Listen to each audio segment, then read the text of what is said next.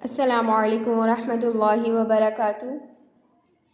Class 1 आज का अपना सबक देखिए। इक़रा कायदा तख्ती नंबर 18 पर हमारा सबक है। तख्ती नंबर 18 से बच्चे निकाल लीजिए। तख्ती नंबर 18 पेज नंबर 23।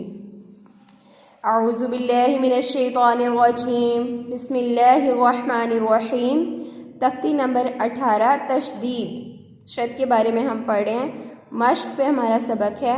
ये हमने 3 वर्ड्स पढ़ लिए हैं। आगे देखिए।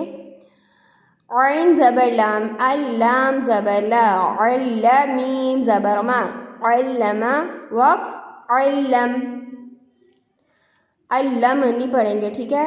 अपने होंठ बाद में दोनों होंठ बंद करने हैं। अल्लमा वक़्फ़ अल्लम। हा पेश स्वाद हुस स्वाद ज़ेर सी, हुस्सी लाम ज़बर ला, हुस्सिला वक़्फ़ हुस्सिल। हुस्सिल स्वाद को मोटा पढ़ेंगे। अगला वर्ड देखिए।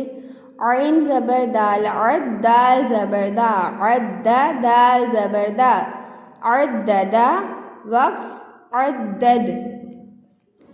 अल्लमा वक़्फ़ अल्लम, हुस्सिला वक़्फ़ हुस्सिल, अद्ददा वक़्फ़ अद्दद।